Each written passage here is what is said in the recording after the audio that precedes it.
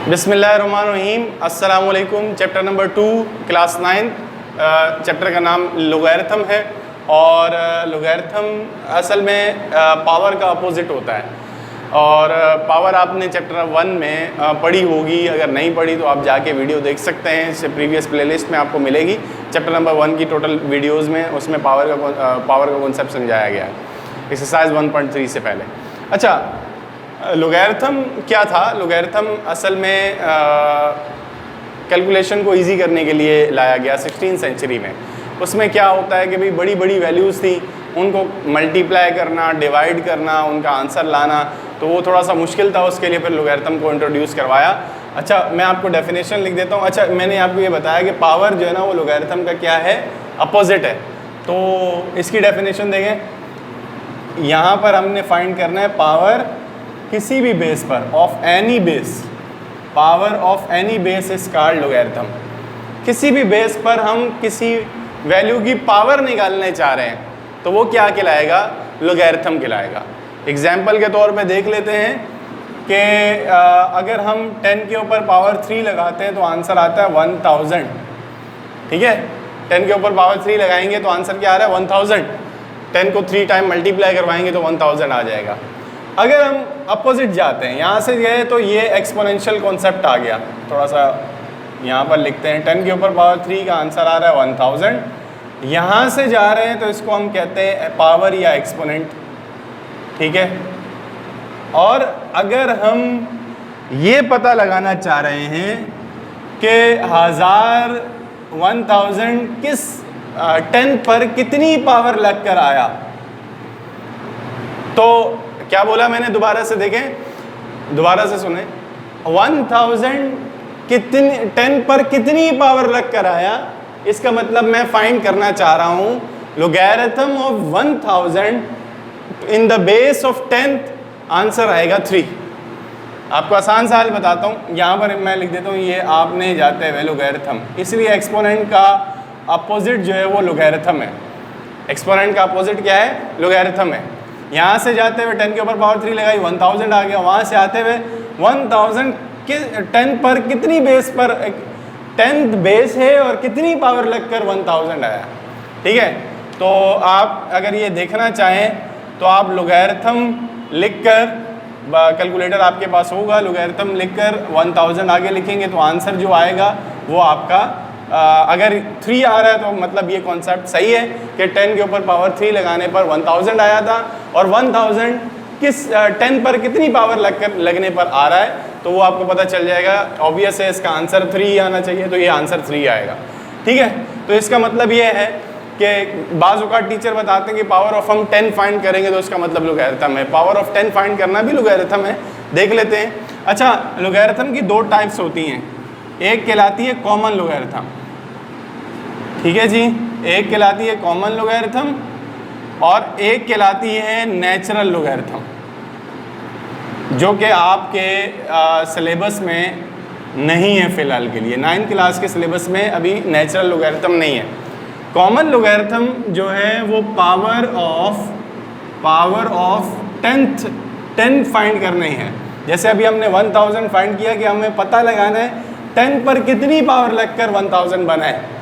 10 पर कितनी पावर लगकर 1000 बना है, इसका मतलब ये लॉग, यहाँ पर मैंने बेस क्यों नहीं लिखा?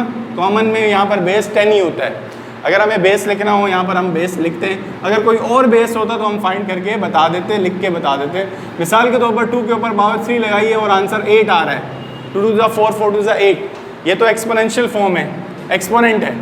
अगर मैं ये पता लगाना चाह रहा हूँ कि 8 2 पर कितनी पावर लगकर आया है, 2 पर कितनी पावर लगी है, तो यहाँ पर बेस क्या है? 2 है, तो यहाँ पर बेस बतानी पड़ेगी मुझे कि 8 जो 8 का लोगैरिथम है वो 2 पर कितनी पावर लगकर आया है, तो वो पावर हमें बतानी पड़ेगी, बेस हमें बतानी पड़ेगी। और कॉमन में हमें बेस 10 हमेशा ही रहेगी, लेकिन वैसे कोई लोगैरिथम अगर हम फाइंड कर रहे हैं तो वहाँ पर आपको ये बताना पड़ेगा कि बेस कौन सी होनी चाहिए। आप किसी भी बेस में कन्वर्ट कर सकते हैं। ठीक है, नेचुरल लोगैरिथम क्या है? पावर ऑफ ई में आप अगर पावर फाइंड कर रहे हैं ई की, तो इसका मतलब वो नेचुरल लोगैरिथम है, जो कि आपके सिलेबस में फ़िलहाल इंक्लूडेड नहीं है। आपके सिलेबस में सिर्फ और सिर्फ जो है वो कॉमन लोगैरिथम है, ठीक है। अच्छा, ये था लोगैरिथम का छोटा सा कॉन्सेप्ट। 16th सेंचुरी में इसका इन्वेंशन हुआ। कैलकुलेशन जो है ना वो बहुत बड़ी हो जाती थी, तो उनको छोटा करने के लिए, उनको समराइज़ करने के लिए और उनकी कैलकुलेशन को आसान करने के लिए हम लोगैरिथम फाइंड करते हैं। पावर निकालते हैं किसी भी बेस पर। अगर हम 10th बेस पर निकाल लें तो वो कॉमन है। अगर ई की बेस पर निकाल लें, ई एक यूनिवर्सल कांस्टेंट है, ई का आप कैलकुलेटर में भी देखेंगे तो ई का बटन मौजूद होगा, ठीक है। तो हम इसको कहते हैं लोगैरिथम, ठीक है। अच्छा, तो लेक्चर के स्टार्ट में मैंने आपको बताया कि लोगैरिथम जो है वो एक्सपोनेंशियल फॉर्म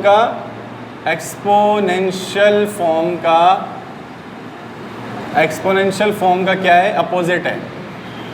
मिसाल के तौर पर a पर कोई पावर लगी है b और आंसर आ रहा है c, a के ऊपर पावर लगी हुई है b और आंसर आ रहा है c, तो वो एक्सपोनेंशियल फॉर्म में आता है, ठीक है। सिंपली आपने एग्जांपल के तौर पर मैंने आपको एग्जांपल क्या दी थी, 10 के ऊपर पावर 3 लगा तो 1000 आ गया। यहाँ पर a 10 है, b जो है वो 3 है और c का आंसर जो है ना 1000 आ रहा है। अगर हम इसको लोगैरिथमिक फॉर्म में देखें, लोगैरिथमिक फॉर्म में देखेंगे, ठीक है, तो इस लॉग हमने फाइंड करना है और लोगैरिथम की डेफिनेशन क्या है कि पावर फाइंड करना। तो यहाँ पर पावर क्या है, b है, तो b जो है वो आंसर है इसका और बेस कौन है, a है। और पता लगाना है कि c जो आंसर आया है वो a पर कितनी पावर लगकर आया है। c का लोगैरिथम निकालना है, a पर कितनी पावर लगकर आया है। इसकी एग्जांपल में अगर हम देखें, हम लोग फाइंड कर रहे हैं 10 की बेस पर 1000 और 10 पर कितनी पावर लगी थी, 3 लगी थी। तो ये था एक्सपोनेंशियल फॉर्म और ये लोगैरिथमिक फॉर्म है, ठीक है। अच्छा, इसके साथ साथ ही आपको लॉज ऑफ लॉग समझा दें कि 3 लॉज हैं। अगर हमारे पास लॉग के सामने 2 वैल्यूज़ मल्टीप्लाई हो रही हैं, बेस में इसलिए नहीं लिख रहा, कॉमन हमने पढ़ना है, तो बेस हमेशा 10 ही रहेगा। लॉग के सामने अगर 2 वैल्यूज़ मल्टीप्लाई हो रही हैं तो लॉग दोनों के साथ लगेगा और दरमियान में प्लस का निशान आएगा, ठीक है। सेकंड, लॉग के सामने अगर 2 वैल्यूज़ डिवाइड हो रही हैं तो लॉग दोनों के साथ लगेगा और दरमियान में माइनस का निशान आएगा। थर्ड में, लॉग के सामने अगर वैल्यू पे पावर है तो पावर लॉग से पहले आ जाएगी और लॉग m हो जाएगा, ठीक है। तो ये m और n किसी 2 वैल्यूज़ को रिप्रेजेंट कर रहे हैं। यहाँ पर m और n की जगह पर कोई और नंबर भी आ सकते हैं, ठीक है। तो ये था कॉन्सेप्ट कि अगर हम बड़ी से बड़ी वैल्यूज़ को डिवाइड कर रहे हैं तो उसको सब्ट्रैक्शन की फॉर्म में कैसे लेके जाना है, तो लॉग का कॉन्सेप्ट वहाँ पर आ रहा है। अगर हम लॉग m फाइंड कर रहे हैं, इसका मतलब हम ये पता लगाना चाह रहे हैं कि m जो लॉग है वो 10 पर कितनी पावर लगकर आया है, ठीक है। तो उम्मीद है कि ये आपको कॉन्सेप्ट समझ आया होगा, और अगर नहीं समझ आया तो आप कमेंट सेक्शन में पूछ सकते हैं इसके बारे में। और नेक्स्ट वीडियो में इंशाल्लाह एक्सरसाइज 2.1 हम पढ़ने वाले हैं। तब तक के लिए अल्लाह हाफिज़, देखने का बहुत शुक्रिया।